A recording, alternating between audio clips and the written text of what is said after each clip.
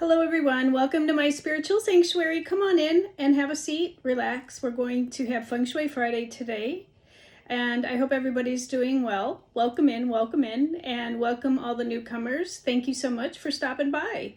Don't forget to please subscribe to the channel so you get the future videos that come out, and please like, share, and subscribe to the channel. All you people out there that have been coming back, I want to say thank you for your loyalty, and to all my subscribers, I am so grateful and thankful for all of you.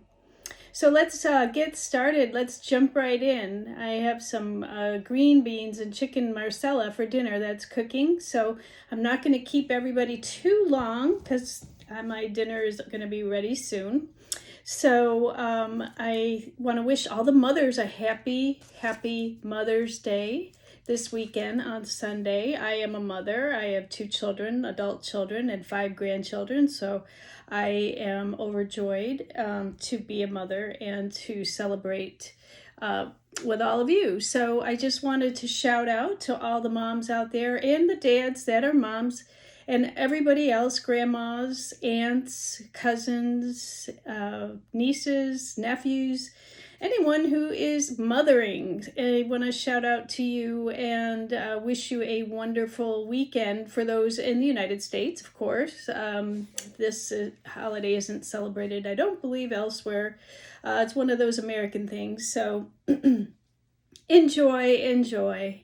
And I wanted to talk today, Feng Shui Friday, about your lucky gua numbers. So what is a lucky gua number, right? So let's talk about it. Your lucky Feng Shui directions. And why are those important? Well, when I go in to do a Feng Shui consult for anyone, whether it's a home, business, landscape, whatever it is, you have lucky directions that are just designed for you based on your birth information. So when we do a Chinese astrology or a Bazai reading, that comes into play. I oftentimes will give you your good directions in addition to the reading.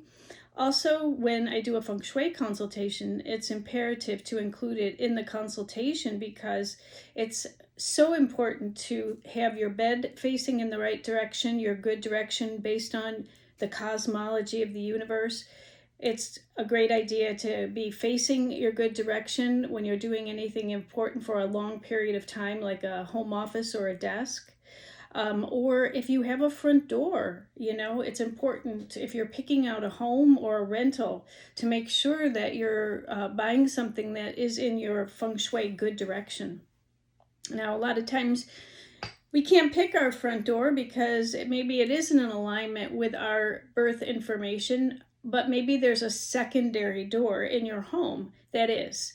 So use that door as much as you can, and you'll see a difference in the flow of energy coming into your space. So there are calculations that are done for the gua number based on your gender, whether you're male or female.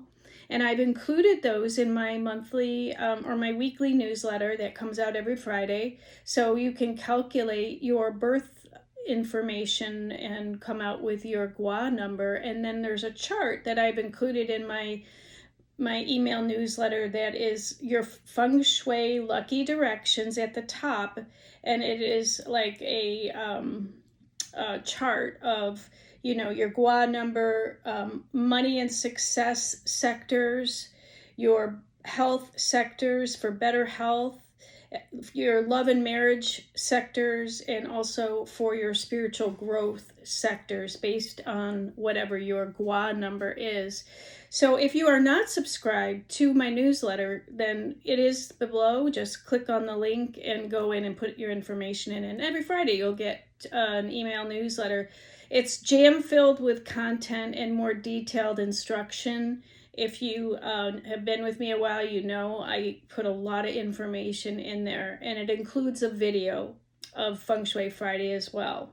So if you don't catch it on YouTube, you can click on it on the email newsletter and get it there.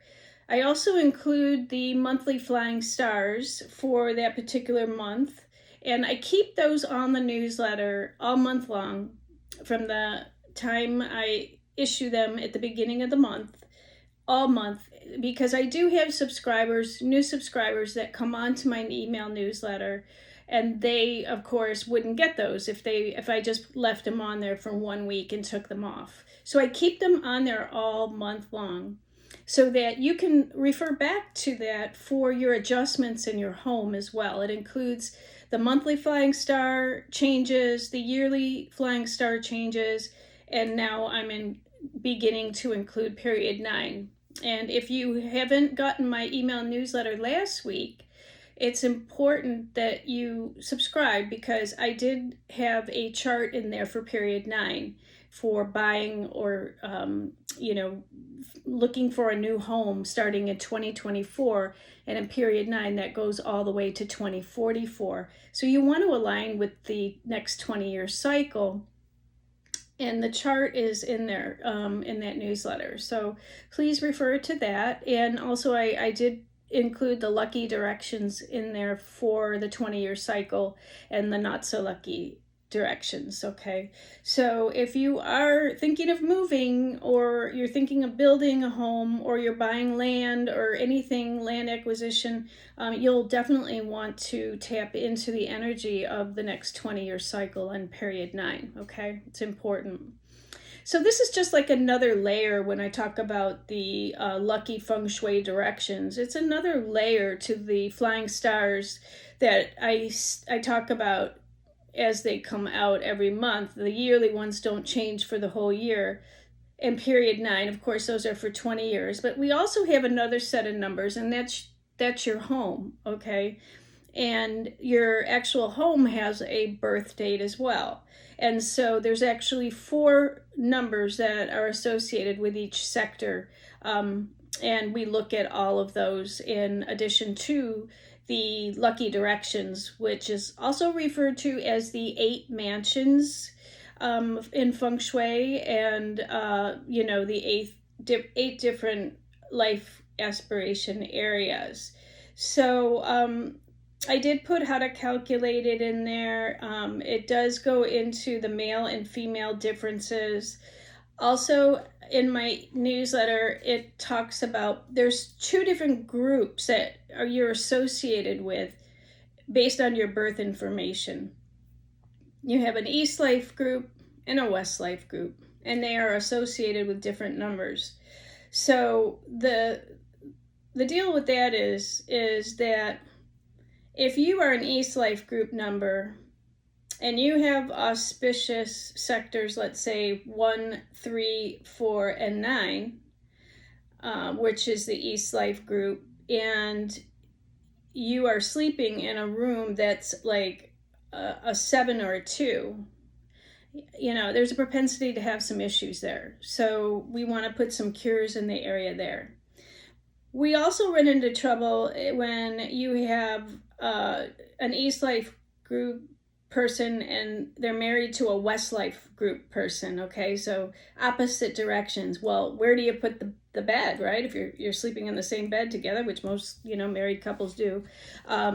So there is adjustments to make for that as well. So when we know what those directions are, and each direction is associated to a different meaning, and we can work with those energies there. Now, in the newsletter, I do have East Life and West Life group listed in there, and you'll be able to know what you are if you do get the email newsletter, okay? Because it'll say what you are in the newsletter. So also, let's see, what else did I want to talk about? I just wanted to say that these directions, the 8 mansions directions, those don't change, okay?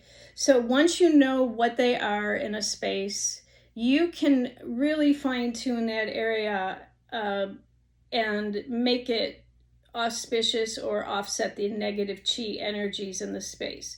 You can make a lot of decisions based on flow of what the floor plan is and how you're going to utilize the space based on Feng Shui principles. So it's something that does not change because your birth date is what it is, and your destiny, chart is what it is.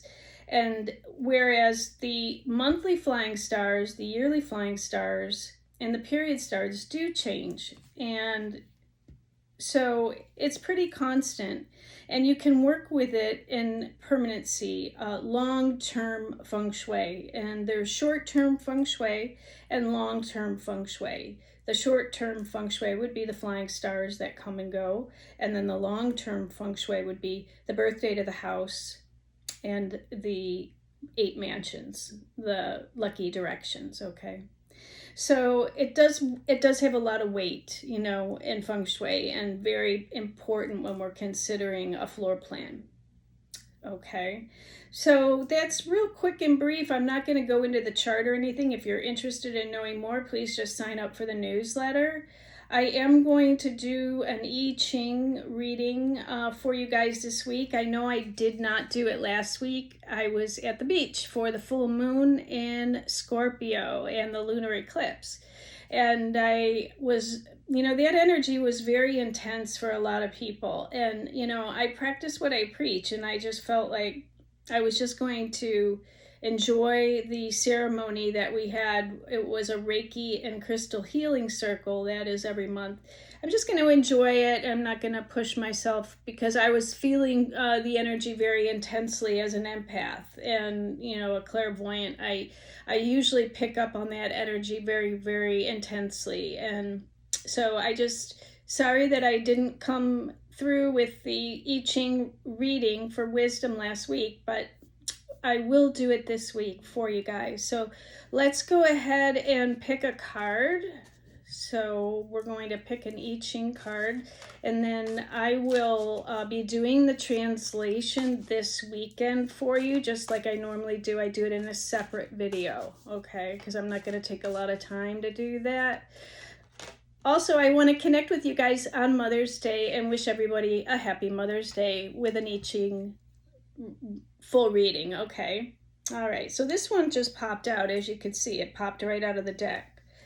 And this is following, and it's hexagram 17, which reduces to an 8. Interesting, because 8 is the wealth star, and this is following. So let's see what it says. Well, it says this isn't a time for you to make decisions. This isn't a time for you to make decisions. Let others lead for a while and be content to follow. Okay. Adapt yourself to what is going on around you and be happy to let go. Okay. That's the following. And it's lake above thunder. Lake above thunder. So there you go. That's an interesting hexagram, and we will look to see what that is. It's not so much as being a sheep, right? And allowing people to bulldoze us and abuse power. But what this hexagram, and I will go into the full translation this weekend, but what this means is allow yourself to be in the flow. Allow yourself to let go, let God. Allow yourself to follow the flow of the universal flow, okay? Because maybe, just maybe, there may be something that is leading you in the right direction for your highest good, right? We never know what that's going to be. We make plans, God laughs, right? Isn't that the saying? So I feel like what this is saying, an 8 is the infinity sign, right? So 17, hexagram 17 reduces to 8. And it's the infinity symbol. And so whatever it's coming in for you this week, I believe it's long term. It's infinite abundance, maybe infinite blessings, maybe infinite love. And whatever that is for you, it looks like it's long term. And that is why the advice is follow. Follow the leads, follow the signs, follow the symbols, follow the synchronicities. Listen to those whispers from the universe that come in so subtly and so gentle. Those are the signs and symbols and whispers of the divine, the angels, your spirit guides, and all of your deceased loved ones on the other side that do want to come through to say hello to you and guide you through their love. So, all of you that have mothers on the other side, like I do, they are coming through and they're just telling you, let go and just go with the flow and allow them to flow into your life through spirit and be by your side this beautiful Mother's Day weekend. Okay? So I'm just going to leave you with that, and I'm going to come back this weekend. Wish everybody a happy Mother's Day, and I hope you enjoyed the section on the guas, and I hope everybody will get their lucky direction based on, on the new email newsletter, and so that you can start putting things in place with the flying star chart and the yearly energies that are already in the newsletter as well. So it's just that extra layer of information that you can add to what I've already given you. All right. So I hope everyone has a wonderful Mother's Day if I don't connect with you on Sunday.